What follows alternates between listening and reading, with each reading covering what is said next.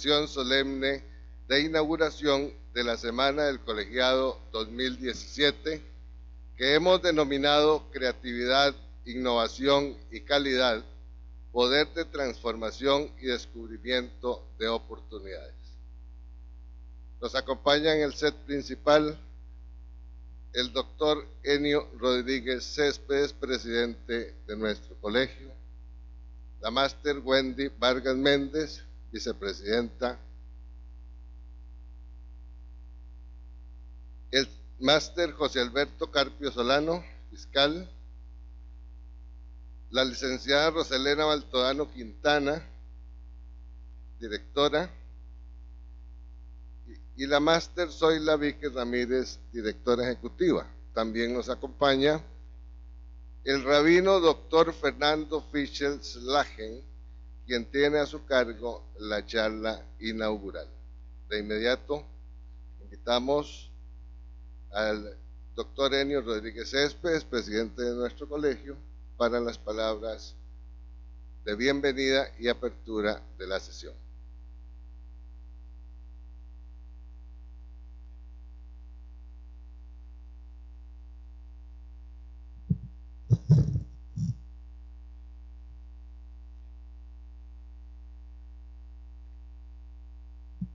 Bueno, muy buenas tardes. Me da mucho gusto declarar inaugurada esta Semana del Colegiado y quería ponerla un poquito en la perspectiva de lo que venimos haciendo en el colegio. Hace un año dedicamos la Semana del Colegiado al tema de las habilidades blandas en el marco de la Revolución Industrial. El congreso de este año lo dedicamos a analizar los temas de la revolución industrial y cómo nos impacta como profesionales y como empresas. Esta Semana del Colegiado sigue la misma columna vertebral. Ahora vamos a hablar de temas de calidad, de innovación, de excelencia, que nos permiten entonces ver cómo reaccionar ante ese entorno cambiante. Un entorno que está redefiniendo las profesiones nuestras, está redefiniendo a las empresas, y hoy vamos a iniciar en particular con el tema de calidad. Un concepto de calidad moderno que tiene una dimensión ética que significa un compromiso ambiental, un compromiso social. Y el compromiso ambiental, desde un punto de vista ético, es el compromiso de las generaciones presentes con las generaciones futuras. No tenemos derecho a disfrutar la vida al punto de condenar a las generaciones futuras a un disfrute menor. Es un tema de ética intergeneracional y de ética también con las generaciones presentes, en el sentido de que las empresas tienen un compromiso de no deteriorar el ambiente en su concepción de calidad moderna para poder cumplir con sus responsabilidades sociales y ambientales. Pero todo esto ocurre en el marco de eso que se ha venido en llamar la cuarta revolución industrial, que está cambiando la forma de hacer las cosas. Así es que, sin más, me da mucho gusto pasarle la palabra al rabino doctor Fernando Fischel.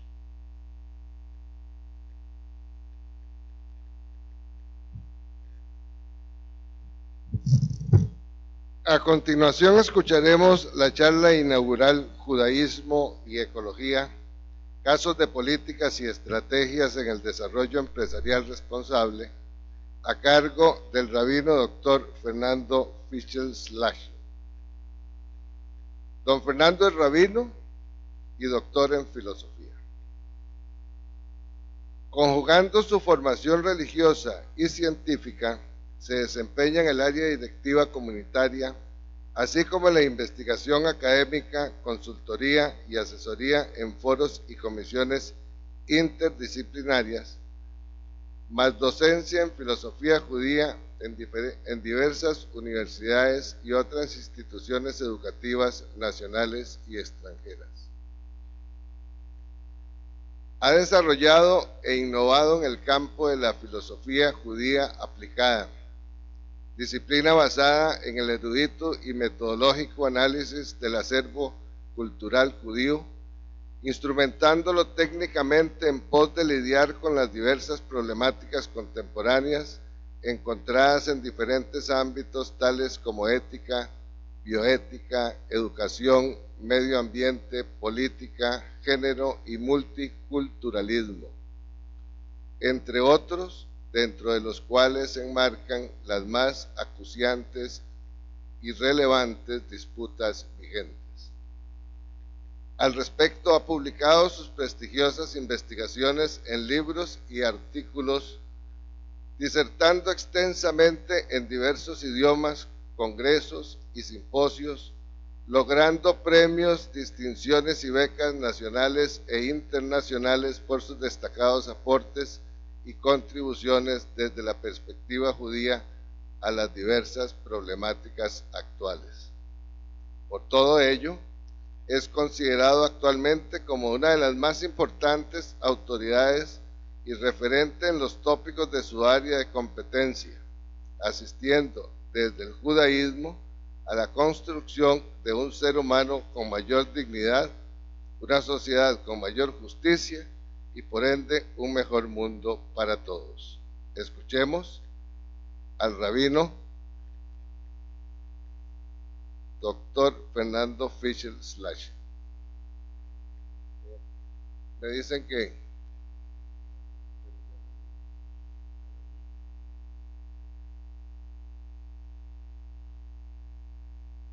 bueno, muy bien. Antes de pasarle la palabra al doctor Fischel, quería formalmente declarar abierta una sesión extraordinaria de la Junta Directiva, una sesión solemne cuyo punto único de agenda es la Semana del Colegiado. Así es que doy por abierta la sesión solemne y le paso el micrófono a don Fernando.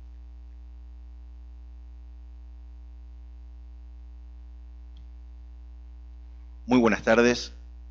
En principio quiero agradecer a la comisión directiva, al directorio y a las autoridades de este Consejo de Profesionales de Ciencias Económicas, quienes gentilmente me han invitado a dar una pequeña disertación sobre este tema. Agradecer también a la Embajada de Israel, quien me ha traído a Costa Rica para justamente el Congreso Laudato Si, más otras conferencias y simposios que se están desarrollando durante esta semana. La idea es comenzar a dar lo más brevemente posible un marco teórico, como primera parte, un marco teórico de cómo, no solamente desde el judaísmo, sino desde la cultura bíblica, aplicable al cristiano, al musulmán, ¿no es cierto?, común a todos ellos, vemos cómo desde la propia cultura bíblica hay un cuidado y una responsabilidad ambiental. Y luego en la segunda parte, mediante una presentación en PowerPoint, para no aburrirlos demasiado, vamos a ver cómo esto se implementa y se puede implementar hoy en lo que se llama la gestión responsable como estándar de calidad. Que dicho de otra forma y en palabras más simples, es cómo el cuidado medioambiental,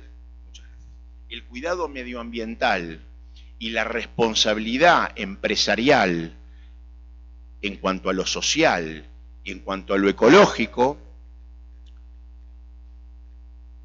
son no solamente viables y que deben ser un factor de calidad en sus productos, sino que también es un negocio, dado que, como recién hablábamos con las autoridades, los empresarios hacen negocios. No se le puede pedir al empresario que sea el primer responsable social o medioambiental. El empresario está para hacer negocios. Entonces hay que mostrarle cómo el cuidado del medio ambiente puede ser parte de su negocio y es rentable. Eso es lo que vamos a tratar de hacer en los minutos más breves posibles, para después dar lugar a preguntas, a cuestiones, a cualquier cuestión, como dije, interrogante que puede llegar a surgirles. En el transcurso de estas últimas décadas ha quedado lo suficientemente claro que la contaminación general del planeta, así como los fenómenos meteorológicos provocados por la devastación de selvas o la eliminación de la capa de ozono, entre muchos otros, nos involucra a todos. Vivamos en países que generen o absorben mayor o menor polución. Y esto es porque dicha contaminación amenaza la supervivencia del género humano. Humanidad y no la Tierra, debido a que es la primera, la humanidad, la que está en riesgo aquí, al menos en términos de mediano y largo plazo. El mundo y sus diferentes clases de vida, micro o macroscópica, vegetal o animal, muy probablemente no sobrevivirán, pero la delicada condición ambiental apta para la vida humana, dado que la vida humana es la que requiere una condición ambiental mucho más equilibrada y frágil que cualquier vida bacteriológica, virósica, difícilmente será la adecuada.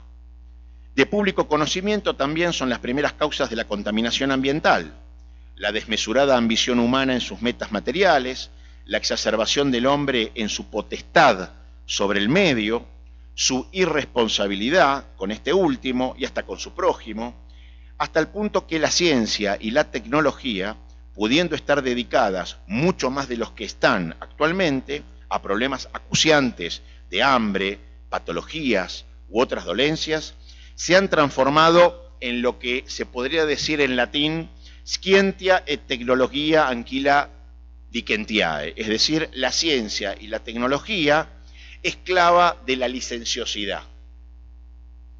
Es decir, la licenciosidad y la desmesura es la que comanda los objetivos científicos y tecnológicos. En este contexto, grandes personalidades contemporáneas como Arnold Toynbee y Lynn White Jr. responsabilizaron explícitamente sus tratados académicos a la Biblia y a la cultura bíblica como fuente cultural de la tiranía del hombre sobre la naturaleza y su consecuente destrucción. Ellos básicamente decían que el primer motivo cultural de la degradación del medio ambiente y la falta de responsabilidad industrial en el cuidado de la tierra y del medio ambiente se debe a la cultura bíblica. Ahora vamos a explicar por qué y por qué realmente no es así.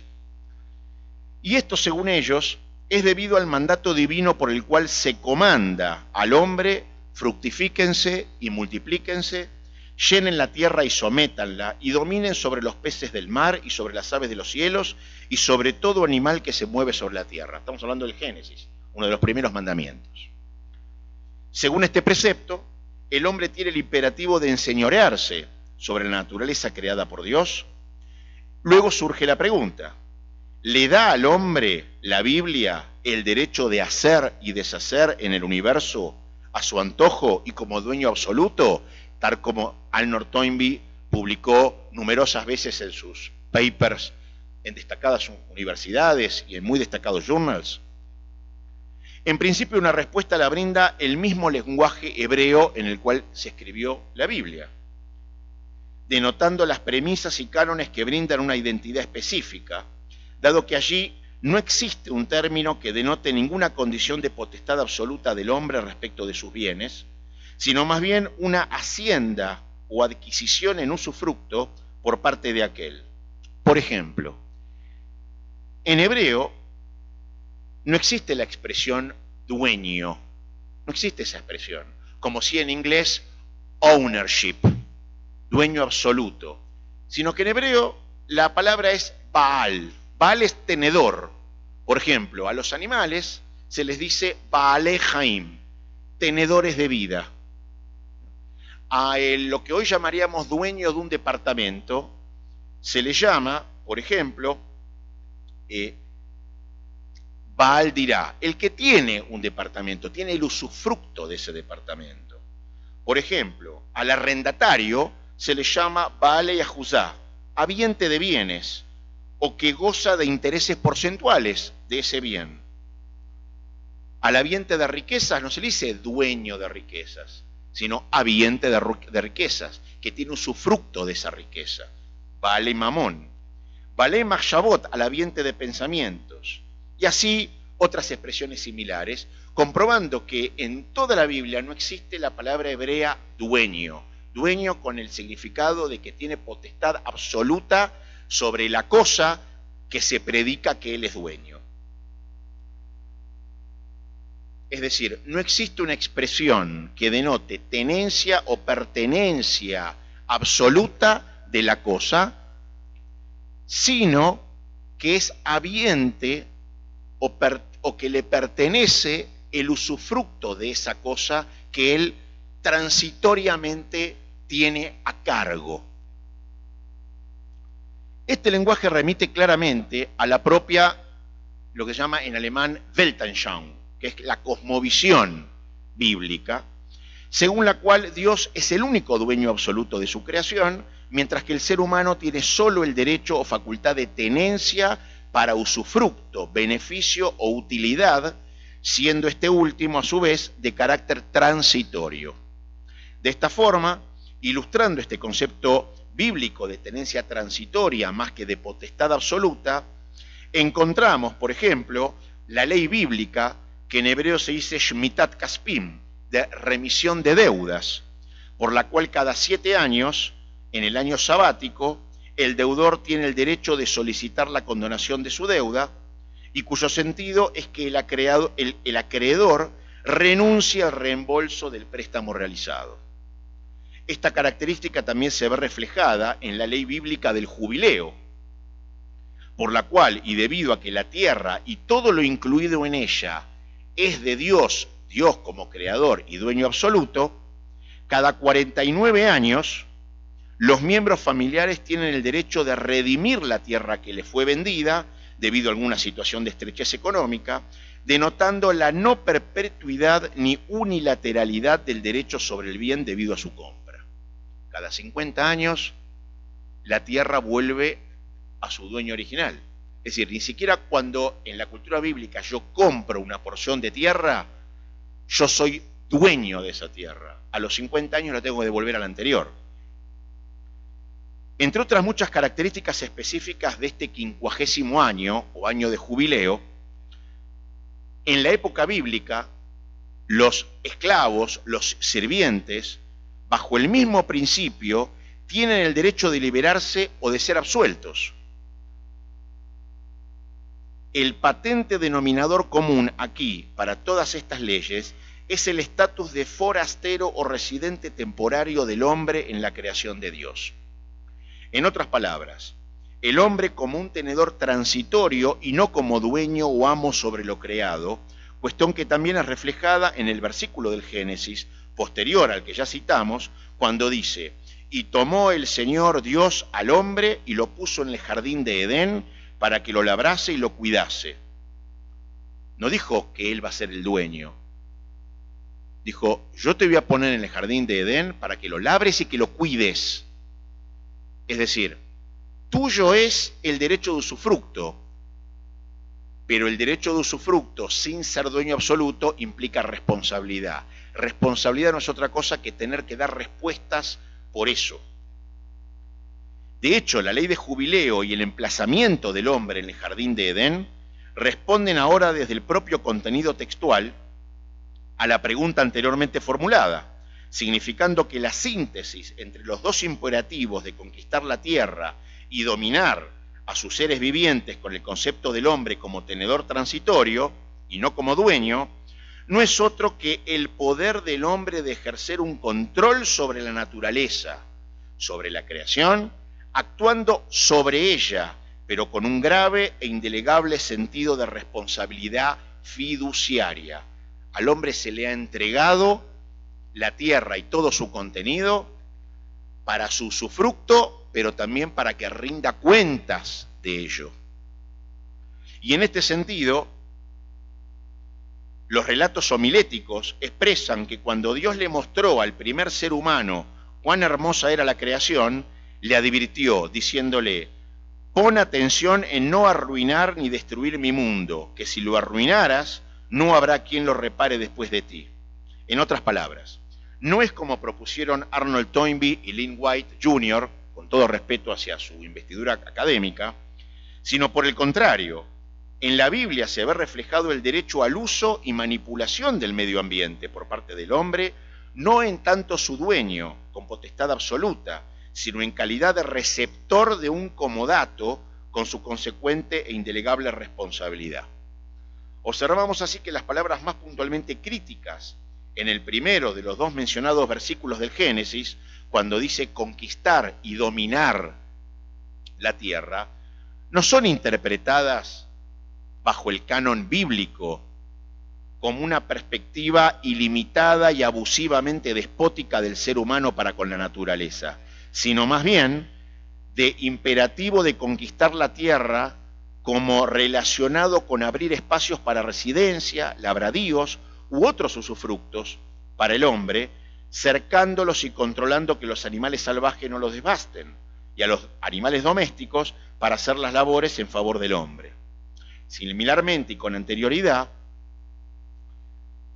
también interpretamos estas leyes o estos preceptos bíblicos, como por ejemplo el del dominio de los animales, como el de gobernar sobre estos para las labores del hombre, y no manipularlos infinita, arbitraria e irresponsablemente.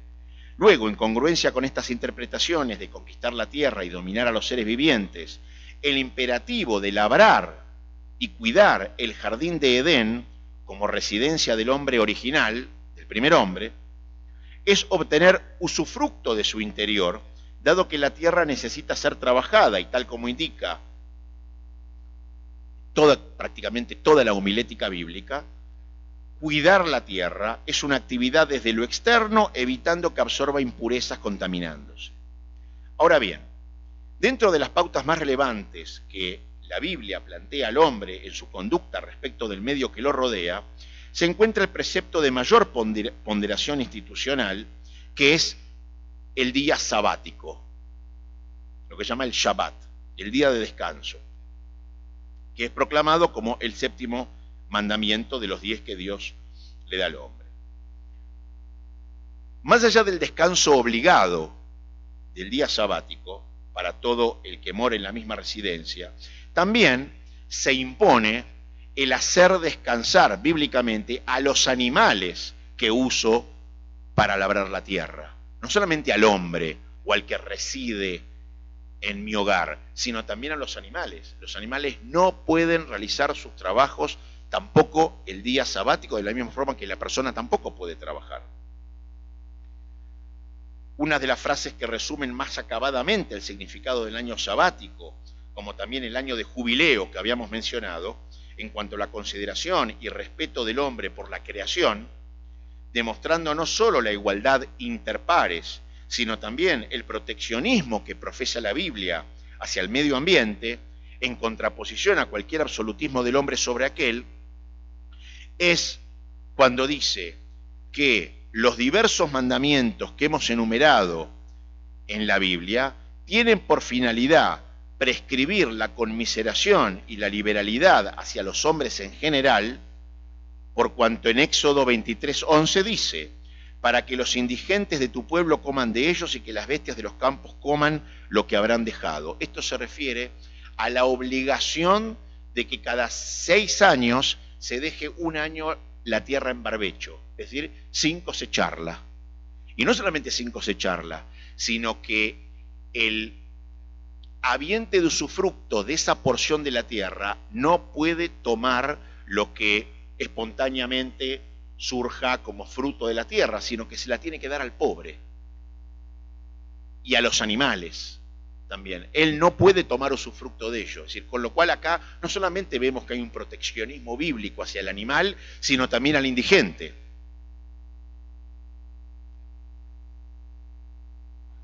En Levítico 25:3 ratifica diciendo que no se da a perpetuidad la tierra, sino que se hace de la tierra un fondo inalienable para que no pueda ser vendida de manera absoluta, cuando dice, y la tierra no será vendida a perpetuidad, en Levítico 25-23. Por consiguiente, la fortuna de bienes raíces de cada hombre queda reservada a él y a sus herederos, y no puede gozar él ni sus herederos más que del solo usufructo, es decir, no es dueño absoluto. Ejemplo de la conjunción en el aprovechamiento de los recursos en beneficio del hombre y de la concientización en el trato con los animales, en tanto seres tenedores de vida y creados por Dios, es el imperativo, por ejemplo, de no cocinarás el cabrito en la leche de su madre. Esta prohibición lo que está diciendo es no cometer un abuso de los recursos naturales. Ya estoy comiendo la carne de la vaca, ya estoy tomando la leche de la vaca. ¿Qué necesidad hay de matar de matar al ternero para comer el ternero con la leche también de su madre? O en el caso del cabrito, lo mismo. No cocinar el cabrito en la leche de su madre, es decir, no agotar los recursos. No agotar los recursos, hacer un uso racional de los recursos que Dios nos dio, tanto en la parte animal para alimentarnos, como también en el usufructo de la tierra. De la misma forma podemos ver que está prohibido bíblicamente cosechar o sembrar dos especies distintas en el mismo sembradío. También lo mismo. Sabemos que dos especies distintas tienen consumos de minerales de la tierra y de agua distintos. Entonces, no agotar los recursos de la tierra. De la misma forma está prohibido, ya por ley bíblica, también, arar o tener un arado y someter al yugo a dos animales de distinta especie. Dice literalmente, como la necesidad de obtener un buen alimento exige que el animal, por ejemplo, coseche la tierra, ¿no es cierto? La Biblia nos prohíbe arar con un buey, por ejemplo, y un burro a la vez, porque tienen fuerzas distintas. Y seguramente uno va a sufrir porque se desvanece, y el otro también va a sufrir porque tiene que hacer la fuerza de él y del otro que no la hace. Con lo cual hay una consideración por el esfuerzo del animal también, y está prohibido, una prohibición bíblica explícita. No se puede arar con dos animales de especies distintas, tiene que ser de la misma especie. Y también hay una provisión bíblica de que no se puede poner bozal al animal que está arando para impedirle que coma.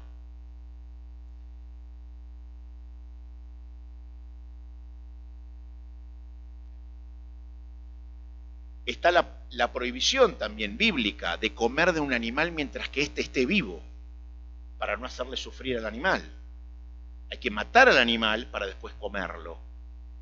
Hay muchas culturas hoy por hoy que comen de un animal mientras que éste esté vivo, como hace cualquier otro animal, ¿no es cierto? Hay culturas, yo he visto en el Oriente, en Asia, que lo hacen.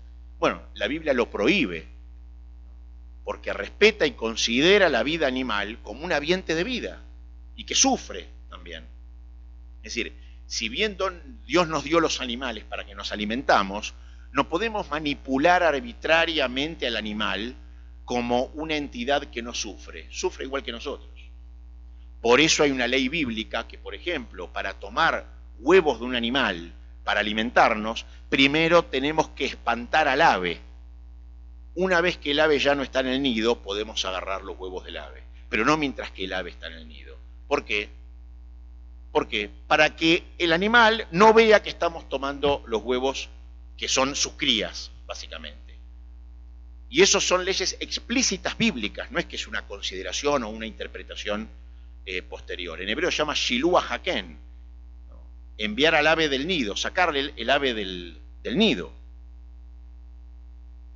Estos últimos preceptos, entre muchos otros, pero no quiero ahondar en esto para no aburrirlos, se enmarcan en una ley bíblica que se llama Tzar Balei Haim, evitar el sufrimiento de los animales, el cual denota el límite de nuestra conducta respecto del sufrimiento provocado en un animal.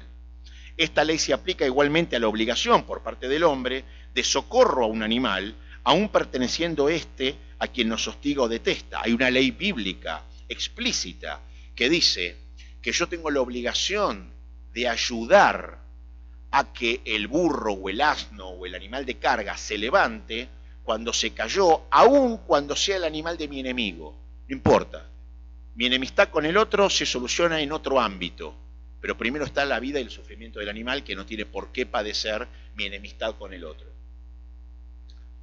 El cuidado y la consideración del animal en relación con su trabajo también tiene su aspecto más detallado, prohibiendo al hombre toda conducta que impida al animal, como dije antes, alimentarse libremente de los frutos de la tierra cuando trabaje en las labores relacionadas con el avituallamiento, así como también la prohibición de la castración. Está prohibido bíblicamente castrar a los animales, como en humanos obviamente también, ya que impide el cumplimiento del imperativo divino de ser fecundos y multiplicarse. Por supuesto que bíblicamente también está prohibida la caza con Z, ¿no? El cazar, la caza deportiva, por entretenimiento, está absolutamente prohibido. Nos gustaría por ahí hacer un juego de roles y ser nosotros los animales y que otros nos cacen, ¿no es cierto? Pasa que estamos demasiado acostumbrados a que somos la cúspide de la cadena alimenticia.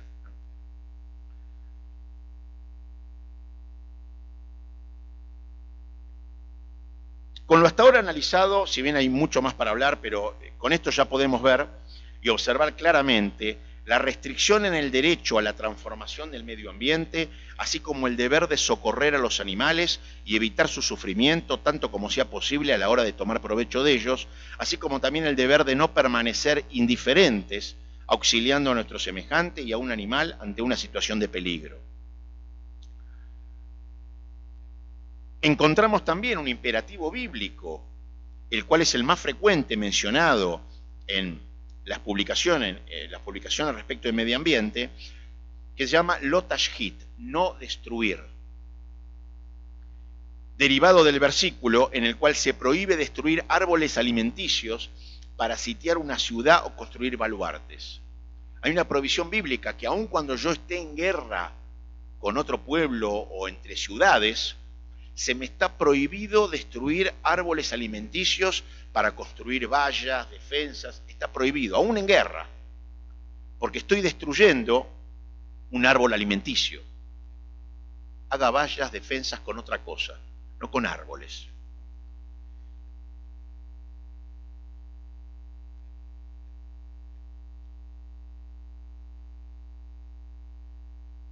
Por supuesto, esto no aplica cuando hay cuestiones de salud, pero estamos hablando de cuestiones que ponen en riesgo la vida humana. Está prohibido también bíblicamente la cruza de animales, ¿no es cierto? Lo que se llama Kilei Behemá. Está prohibido la cruza de animales. Está prohibido la mezcla de semillas, como dije antes, ¿no es cierto? ¿Por qué está prohibido la cruza de animales? Para proteger la continuidad de las especies frente a la producción de híbridos, amén de limitar la manipulación de las especies animales y vegetales, así como del medio por parte del hombre. Hay un límite. Todos estos conceptos hasta ahora mencionados dan cuenta, tal como reiteradamente lo expone Richard Bachman, uno de los más importantes investigadores de la cultura bíblica, que el hombre en la cultura bíblica se asume como inserto en el resto de la naturaleza de una manera indivisa, como un todo, en contraste con el hombre moderno que objetiva al mundo que lo rodea, se aparta de él y que de forma ilusoria cree no ser parte integral de su contexto, salvo cuando empiezan las catástrofes naturales, no por ser naturales, sino por ser consecuencia derivada de la manipulación indiscriminada del medio ambiente. Tal vez sea por ello que en la cultura bíblica se haya concluido que destruir el árbol, en relación al mencionado concepto de no destruir, es destruir al hombre, debido a que el mismo hombre es el árbol del planeta.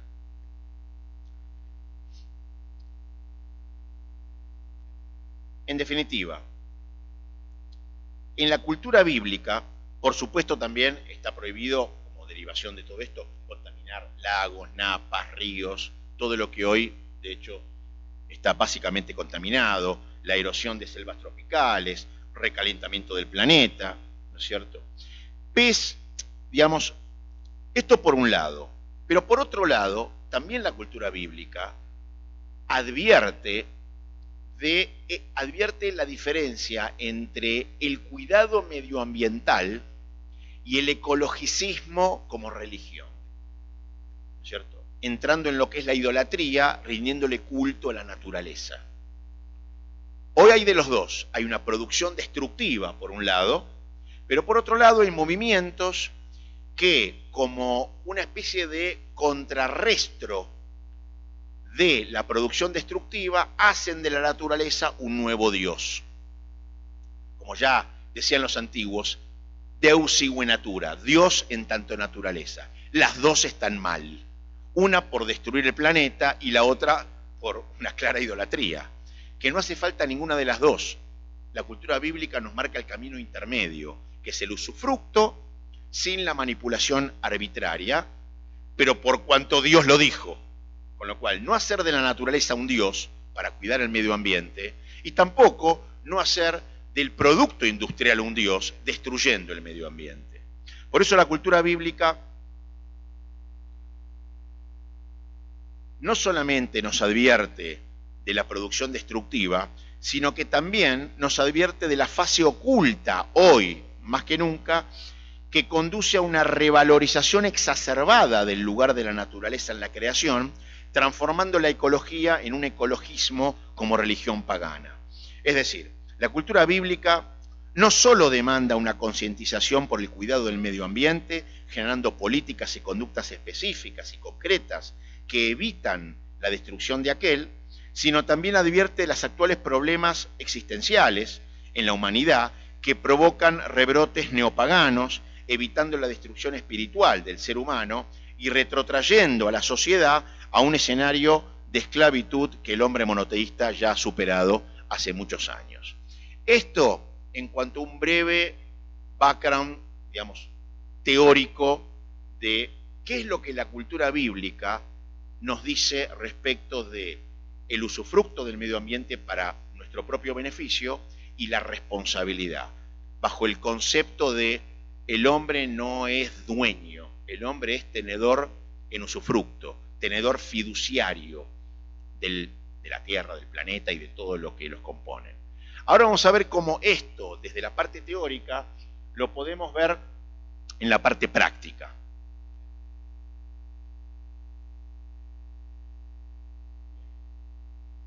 El título sería La gestión responsable como estándar de calidad.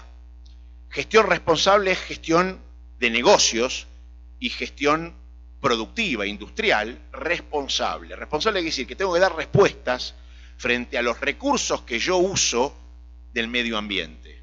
No solamente los recursos, sino también los efluentes, gaseosos, líquidos, sólidos, como estándar de calidad.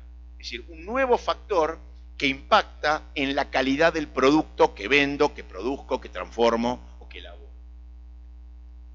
¿Cuál es el state of the art? ¿Cuál es el estado de la cuestión hasta hoy? En los años 90, un número creciente de inversores, a nivel mundial estoy hablando, identificó la sustentabilidad como factor clave para el éxito. ¿A qué llamamos sustentabilidad? Es una palabra muy común. Sustentabilidad es aquella política por la cual yo uso recursos que no son agotables y que pueden ser reciclables, tanto como materia prima como también producto terminado.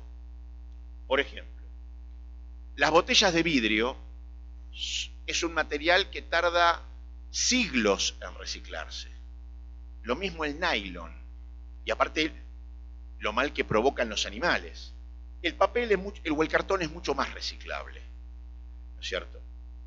Eso es una política, por ejemplo, de sustentabilidad. Cuando el producto luego se puede degradar, es biodegradable, se puede reciclar y volver a utilizárselo como recurso de materia prima. La energía solar es un producto sustentable. El combustible fósil no es una política sustentable de combustible. Primero se agota, segundo ocasiona una polución increíble. La integración económico-social ambiental de largo plazo se enfocaba principalmente desde la regulación y los requerimientos de cumplimiento obligatorio. numerosas compañías de mejor desempeño solo tenían pocos y aislados procesos asociados a objetivos de sustentabilidad. Todo esto en los años 90. Hoy, las organizaciones líderes consideran las cuestiones de sustentabilidad como clave para la competitividad. Cambió. En 20 años, la mentalidad empresaria cambió. Existen ventajas y avances en la integración del criterio de sustentabilidad en sus productos y servicios principales. Muchos productos hoy dicen biodegradable, hay todas campañas de marketing que imponen una calidad de biodegradabilidad o de cuidado del medio ambiente en la producción como factor competitivo y de mejora de ventas respecto a productos que no tienen este tipo de calidad.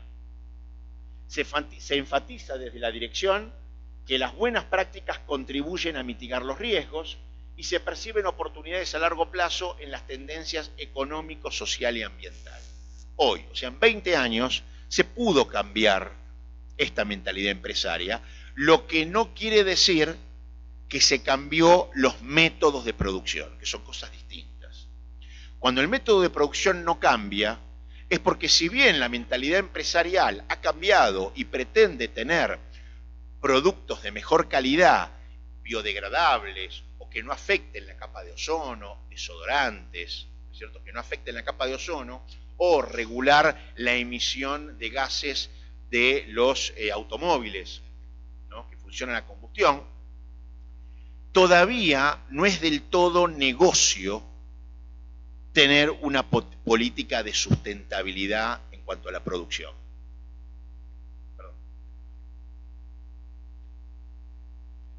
Cumbres de la Tierra, ONU, Río de Janeiro, del 3 al 14 de junio de 1992. Estamos en los años 90.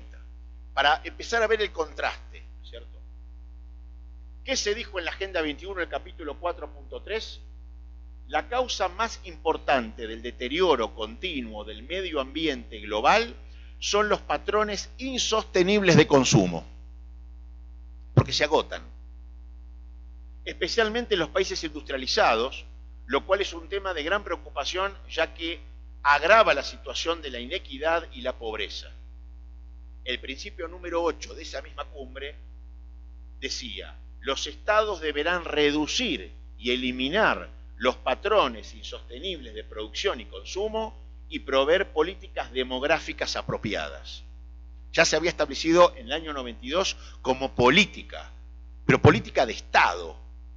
Los estados, es decir, el Estado debe hacer cumplir al empresariado con este tipo de políticas, generando mecanismos e instrumentos para que el empresariado lentamente pueda empezar a cambiar sus políticas de consumo y de políticas de producción, pero nunca se apuntó al consumidor, siempre a la producción.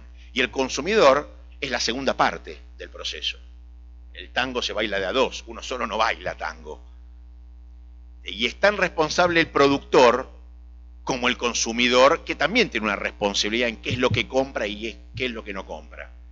Si el consumidor deja de comprar determinado producto, ese producto ya no es más rentable y el empresario está obligado a cambiarlo. Es tan responsable uno como el otro. Cumbre de la Tierra, Johannesburg, en 2002, 10 años después.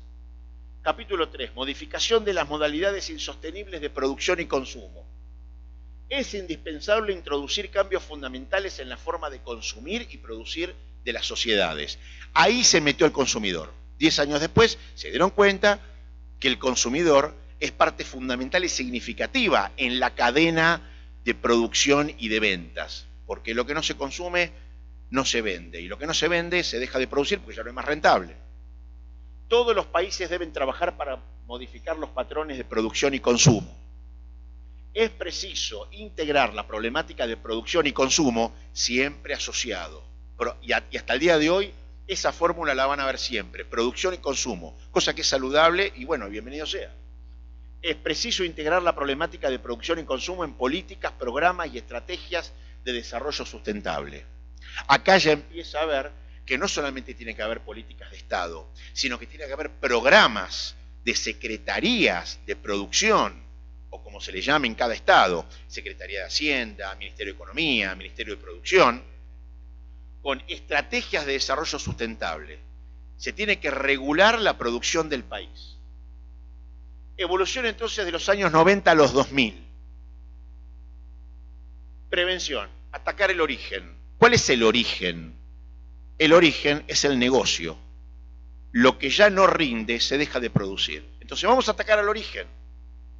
¿Cómo atacamos el origen? Ataquemos al negocio. Por eso se metió el consumidor. Y se lo insta mediante campañas a que deje de consumir determinados productos. De la solución tecnológica al management. Es decir, empezar a desarrollar tecnologías que se llaman tecnologías limpias. De las tecnologías limpias a tener un management responsable en la producción con políticas de sustentabilidad. Protagonismo del sector empresario, por supuesto, son los que producen. Pero son los que producen o deberían producir bajo un canon de lo que se llama ecoeficiencia o lo que se llama productividad verde en lenguaje más vulgar. Producción y consumo sustentables, tecnologías limpias, que ya lo comentamos, ciclo de vida de producto y ecodiseño, diseños que no afecten el medio ambiente, tanto en su forma como en su calidad. Y eso no quiere decir, no necesariamente implica la materia del producto, sino también la forma. Por ejemplo, grandes carteles en las autopistas que distraen la visual del conductor y provocan accidentes. Eso es parte del ecodiseño. El diseño de las ciudades, los grandes urbanistas, ¿cuántos espacios verdes dejan? O los espacios verdes los están llenando de malls, shoppings, ¿no? Tiene que haber una política para resguardar cada tantos miles de habitantes tantos espacios verdes, con tantos árboles, para empezar a reciclar el aire. Normas de estandarización. Esto no puede quedar librado a la subjetividad del empresario o del consumidor. El Estado tiene que regular y poner estándares bajo los cuales las empresas tienen que funcionar. Bueno, BS 5000, la más conocida es la norma ISO 9000, ISO 14000, cómo deben tratarse los efluentes, gaseosos, líquidos, cuáles son los parámetros de acidez o de pH con el cual yo saco mis efluentes líquidos y los tiro al río, por ejemplo, niveles de mercurio, de cianuro, bueno, ni hablar de las mineras, que las mineras contaminan básicamente todas las napas.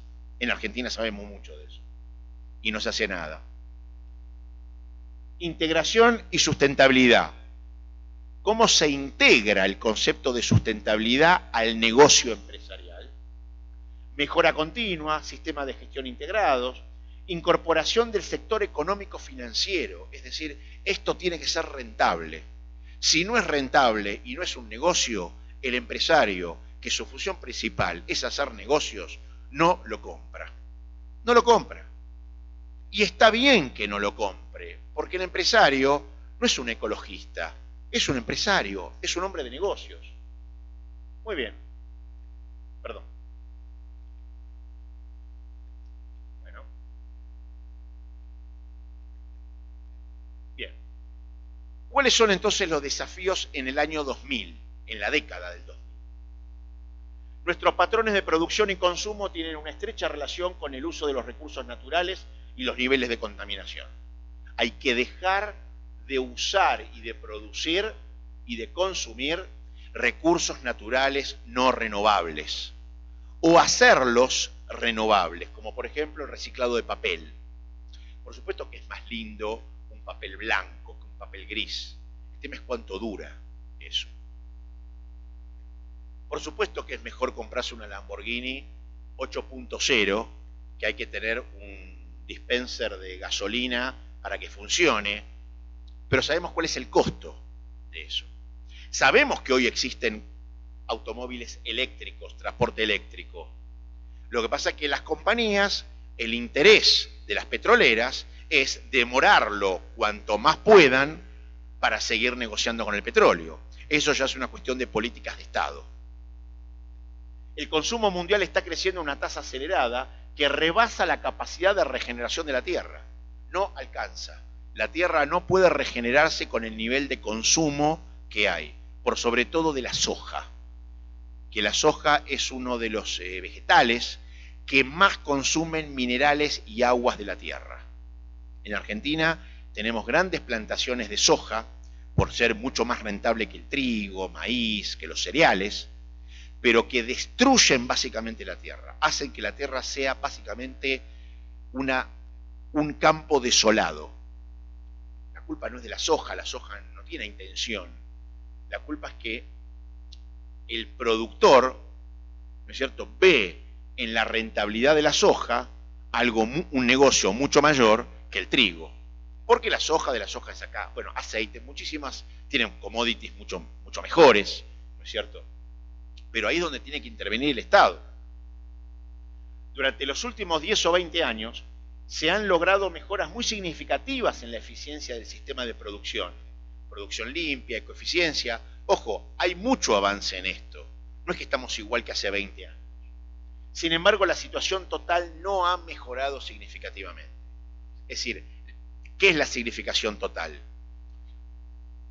La utilización de recursos no renovables sigue aumentando, el consumo en general sigue aumentando a tasas que ya son prácticamente insostenibles, la basura tecnológica es mucho mayor a la capacidad de reciclo. Ustedes pueden ver en las costas de África que en lugar de tierra hay kilómetros de teclados, monitores, porque la marea lo va trayendo todo para allí. Eso es basura tecnológica. Hasta tal punto que se mandan como si fueran containers de basura al espacio, porque ya no caben acá. Bueno, ese es un problema grave, porque no es reciclable. Realmente no es reciclable. ¿Cuáles son los caminos posibles? Porque está muy bien criticar, pero bueno, ¿qué se propone? Alentar y promover el desarrollo sustentable, sin ningún lugar a duda. No hay que claudicar en ello. Aumentar las inversiones en producción limpia y ecoeficiencia. Ahora, ¿cómo? ¿Cómo la ecoeficiencia? Incentivos e instrumentos, información y capacitación que tiene que provenir del Estado hacia las empresas. Integrar la problemática de producción y consumo en políticas, programas y estrategias de desarrollo sustentable. El Estado tiene la obligación en sus carteras, en sus secretarías, de convocar a los empresarios y juntos pensar en cómo hacer del desarrollo sustentable un negocio y una pauta de calidad y de competitividad. Aumentar la responsabilidad y rendición de cuentas de las empresas en temas ambientales y sociales. Hay un programa en Argentina en donde los grandes empresariados, los CEOs de las grandes empresas, deben ir a los programas televisivos y contar a la audiencia, en programas muy populares, de qué se trata su empresa y cómo ellos, año a año, cuál es el proyecto que ellos tienen y que están implementando para mejorar su producción, para hacerlo más ecoeficiente y tener un menor impacto en el medio ambiente. Y el Estado, que en Argentina no se da demasiado, tiene que imponer determinados instrumentos, estándares y multas para quien no lo cumple. Por muchos años en Argentina, por ejemplo, era más negocio pagar la multa que comprar y diseñar una planta de tratamiento de efluentes. Era más negocio. Venía la gente de la Secretaría de Producción o de Medio Ambiente. Señor, usted está tirando efluentes de mercurio al río. Sí, es verdad. La multa es de tanto. Perfecto, la pagamos sin ningún problema. Se pagaba la multa. Y mientras tanto seguía el mercurio haciendo del río una especie de cartón. El Riachuelo, por ejemplo, que separa la capital federal del conurbano de Buenos Aires. Era más barato pagar la multa que comprar una planta de tratamiento de efluentes, pero muchísimo más barato. Bueno, eso es porque hay una política del Estado errónea. Nunca le puede costar más barato al empresario pagar una multa que tratar sus efluentes. Pero eso no es por culpa del empresario. El empresario busca la optimización de sus recursos y de las ganancias. Eso es porque el Estado no tiene una política adecuada y una estrategia adecuada. Impulsar procesos participativos entre el Estado y el empresariado. Tienen que funcionar de forma integral. No sirve que el Estado sea una especie de padre que le imponga pautas, multas y que le haga una especie de hostigamiento impositivo al empresario. Porque si no, el empresario se va a otro país. Y la idea es que se quede, para que dé trabajo. Entonces, la idea es convocarlos y trabajar en conjunto, desde el Estado y desde el empresario. Si el empresario, él es partícipe de los estándares y de lo que el Estado después le va a exigir, lo va a cumplir, porque es partícipe de ello. Y aparte no va a tener excusa para decir, esto me lo impusieron. No, esto fue una decisión en conjunto. Estrategia de sustentabilidad. ¿De qué se trata? Se trata es un círculo virtuoso en donde a partir de la mejora continua del desempeño ambiental y social de la empresa, hay un incremento y mejora en la competitividad y del empleo, porque esto da empleo. Porque cuando tengo una planta de efluentes, cuando tengo nuevos procesos, eso genera empleo en capacitación, empleo en personal. Y si no es en personal y el proceso está automatizado, es empleo en la fábrica que hace la automatización de ese proceso. Es mentira que la automatización, yo he trabajado como responsable de automatización en el departamento de ingeniería de la empresa Saba, que es la que produce el Martini Rossi, el vermú, Gancia, Martini Rossi, y automatizamos todas las líneas de producción para mejorar la calidad y ahorrar energía. No quedó un solo empleado afuera de la empresa, porque el empleado se lo recapacita para que ahora empiece a manejar otro tipo de management y no ser el mecánico en la máquina vetusta, sino que se lo recapacita. Se lo recapacita, se le da un training para reciclarlo y reutilizarlo en otro, digamos, departamento de la empresa. Fortalecimiento del sistema de innovación y tecnología. Esto implica mayor trabajo en las empresas que venden tecnología. Tecnología de riego, como en Israel, tecnología de purificación del aire. Esto genera más trabajo y genera más negocio. Hay más negocios. Hace poquito vino el el actual primer ministro de Israel, Benjamin Netanyahu, con toda una comitiva en Argentina para, por ejemplo, vender sistemas de riego por aspersión, en donde la gota de agua tiene una especie de magnetización que va directamente al tallo de la planta y no se pierde agua, que es lo que hacen en Israel en el desierto, cultivando tomates en el desierto. ¿No es cierto? Entonces hay ahorro de energía, ahorro de agua, no desperdicio, porque ese agua que no cae en la planta y cae afuera produce yuyo que después hay que sacarlo, porque es un parásito de la propia planta, con lo cual no solamente ahorra agua, sino que ahorra energía, ahorra recursos económicos, porque hay que pagar menos, y encima cuida el medio ambiente. Es decir, es negocio cuidar el medio ambiente y cuidar los recursos. E incluso genera trabajo en compañías tecnológicas que tienen que diseñar esas tecnologías.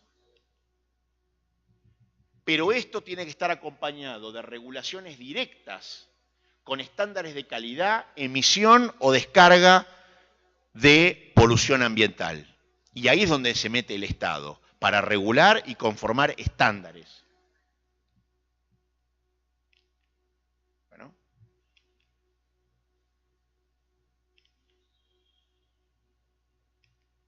Bueno.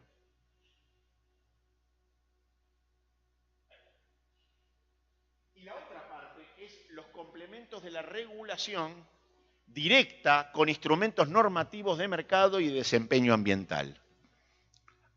Esto no funciona si no hay instrumentos normativos con premios y con punitorios. Esto no funciona si no. ¿Por qué?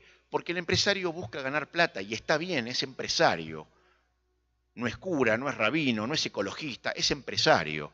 Entonces, el Estado tiene que imponer ciertos instrumentos para que la empresa gane dinero, pero bajo ciertas pautas y ciertos estándares en relación al impacto medioambiental. Y tiene que medir ese impacto medioambiental. Muy bien. Bueno.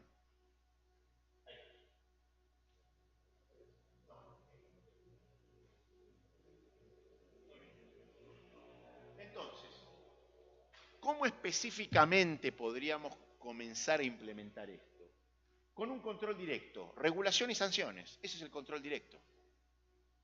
Una orientación al mercado. ¿Qué quiere decir? Instrumentos económicos, incentivos y financiamiento a las empresas, por sobre todo a las pequeñas y medianas empresas, que sean financiadas para su recicle tecnológico, porque la idea es que no cierren. No toda empresa tiene una capacidad financiera para reciclar sus productos. Bueno, el Estado tiene que acompañar, si no es muy fácil pedir, es pedir y ayudar. Creación de mercados nuevos, hay que innovar en los mercados. Intervención de la demanda final, es decir, una regulación informal, que es la regulación que impone el consumidor. El consumidor impone su regulación cuando compra el producto. No se compra productos que afecten la capa de ozono. No se compra productos que no sean biodegradables. Y la litigación, por último, es la legislación por responsabilidad por daños. Tiene que haber una responsabilidad por daños del empresario. Y la justicia tiene que actuar. Tiene que actuar. Muchos estados lo tienen, responsabilidad por daños. Argentina, por ejemplo. Pero muchas veces no lo aplican. Sabemos por qué. La palabra se llama corrupción. Bueno.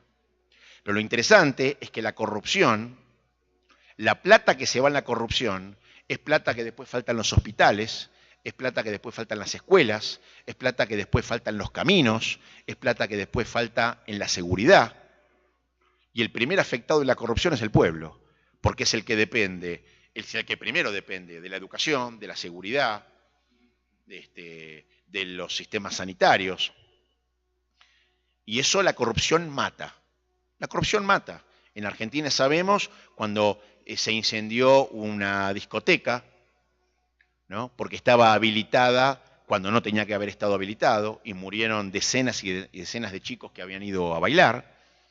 Un tren en la estación ferroviaria del 11, que por graves corrupciones en el sistema de comprado de compra de frenos para el tren no frenó, porque no andaban los frenos. Y murieron miles de personas. La corrupción mata, literalmente mata. No es en sentido figurado. Bueno, hay que pelear también con la corrupción. Y si la ley está, hay que aplicarla. Y si la ley no sirve, hay que cambiarla, pero cambiarla por mecanismos y que no sean arbitrarios. ¿Cuál es la metodología?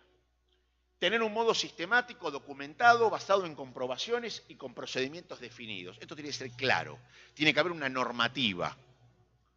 Verificar si la memoria proporciona una imagen razonable y equilibrada del desempeño, teniendo en cuenta tanto la veracidad de los datos de la memoria como en la selección general del contenido. O sea, tiene que haber un proceso informatizado, ¿no? Informatizado, tiene que haber un sistema informático que procese estos datos con una memoria y un backup para establecer cuál fue el camino de determinada empresa, si evolucionó, si no, por qué. Recurrir a grupos o individuos para llevar a cabo la verificación que no se encuentren limitados por su relación con la organización o con los grupos de interés para lograr publicar una conclusión independiente. Obviamente, ningún empresario puede ser parte del gobierno. Esto parece casi de perogrullo, pero no siempre lo es. Y obviamente ningún funcionario del gobierno puede ser parte del directorio de un grupo empresarial. Es decir, si parte del grupo empresarial quiere dedicarse a la política, bueno, tiene que renunciar y vender todas sus acciones. Como decía un político argentino, somos todos buenos, pero si nos controlamos somos un poquito mejores. Eso lo dijo General Perón. evaluar en qué medida se han aplicado las políticas de sustentabilidad que promueve la organización. Es decir, hacer un camino crítico y una evaluación quinquenal, cuatrienal, como ustedes quieran, cada 6 años, cada 5 años, cada 4 años, eso lo establecerá cada país, pero tiene que haber una evaluación periódica de cómo progresa, si es que lo hace, con objetivos claros de corto, mediano y largo plazo en estas políticas de sustentabilidad. Sustentabilidad como estrategia de negocio. Tenemos distintas normas, la A1000, la ISAE 3000, hay muchas normas. Un auditor externo de la empresa, informe de sustentabilidad, la empresa que lo emite con una auditoría interna, que se lo comunica al usuario también. El consumidor debe saber esta información, ¿no es cierto? Y por supuesto participar, accionistas, clientes, empleados, proveedores y el gobierno, por supuesto. Y ahí comienza de vuelta este círculo virtuoso, medio ambiente, sociedad y economía. La sociedad es el consumidor, la economía es el Estado y los empresarios, y el medio ambiente es aquello del cual nos nutrimos todos. Y hay un nuevo campo de actuación para el contador público. Yo no sé si acá se llama igual. El contador público en Argentina se llama igual, hay un título contador público nacional. La verdad, una de las profesiones que en 20 años va a desaparecer es la profesión de contador público nacional. Porque está todo tan automatizado, tan informatizado, con formularios por internet, en donde uno declara ganancias, ingresos brutos, impuestos, todo mediante internet, que ya prácticamente un contador público cada vez se va quedando con menos trabajo, realmente con menos trabajo. Y la verdad que es como los choferes de camiones. Bueno, los camiones prácticamente están automatizados. En Estados Unidos prácticamente los camiones están automatizados. Y es una profesión, como tantas otras, que debe reciclarse. Y esto hace que se recicle, porque genera un nuevo campo para el contador, como auditor de los procesos de gestión de sustentabilidad. ¿Quién mejor que un contador público sabe el proceso económico, la parte impositiva de la empresa, y que asociado al proceso de producción y proceso de sustentabilidad puede perfectamente no solamente asesorar a la empresa, sino ser el propio auditor externo o interno de la empresa? Consistencia de políticas con resultados. Esto es el sistema que muchas veces se le llama el iceberg, ¿no? Lo que no se ve y lo que se ve. El nivel del mar sería las olitas rojas. Los costos de tratamiento, de efluentes, la administración, uno ve que al principio es costoso. Es verdad, hay que reciclar, hay que pedir un préstamo al banco para reciclar la empresa, pero no es tan costoso, o no debería ser tan costoso, como la parte de abajo del iceberg, que siempre es mucho más grande que la parte visible, en las sanciones por incumplimiento de las leyes y las regulaciones, en la pérdida de materia prima, energía y mano de obra, responsabilidad, riesgos, imagen de la empresa por sobre todo, que hoy es fundamental la imagen de la empresa.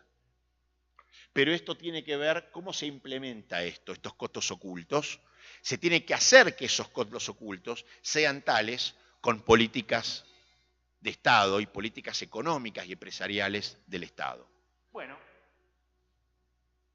es decir, lo que se trata es de cambiar el paradigma, para concluir, en donde hay una visión distinta, un mundo en el que se satisfagan las necesidades básicas, de tal forma que ayuden a la sostenibilidad del medio ambiente, y la misión de todos, del empresariado, del Estado y del consumidor, es facilitar el crecimiento económico.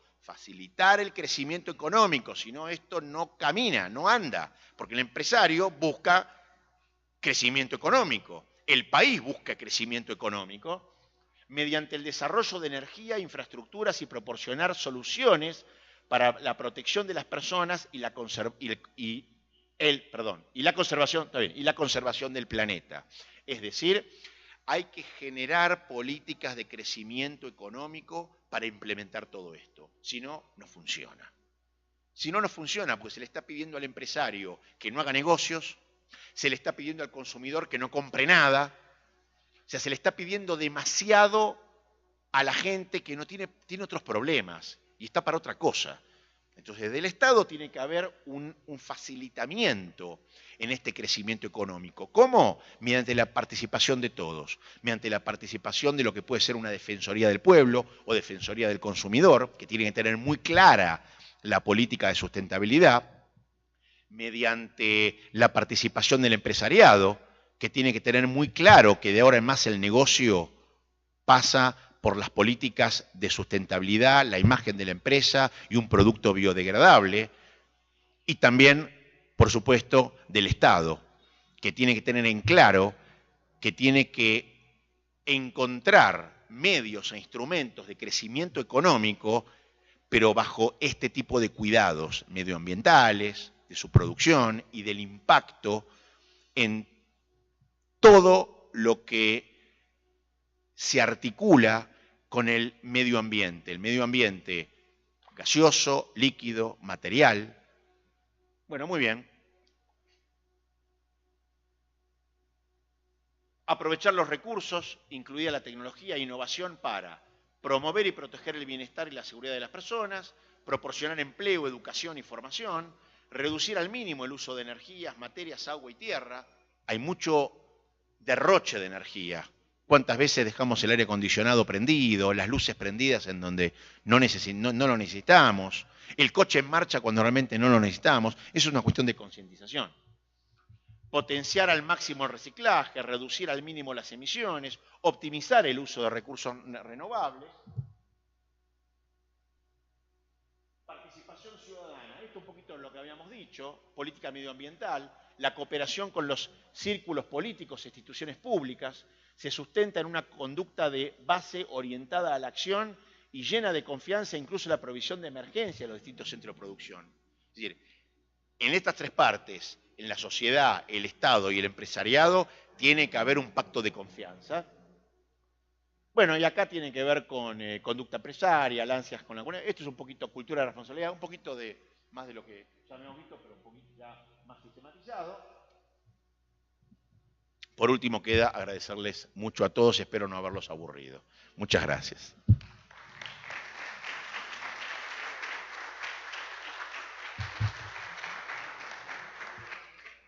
Muchas gracias, don Fernando. Don Enio, en nombre de la Junta Directiva de nuestro colegio, entregará un reconocimiento y un recuerdo a don Fernando por su participación el día de hoy.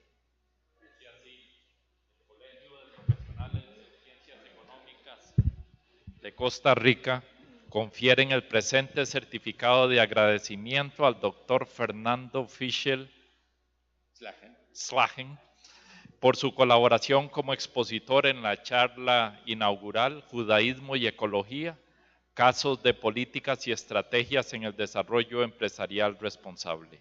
Muchas gracias, don Fernando. Muchísimas gracias a ustedes. Muchas gracias.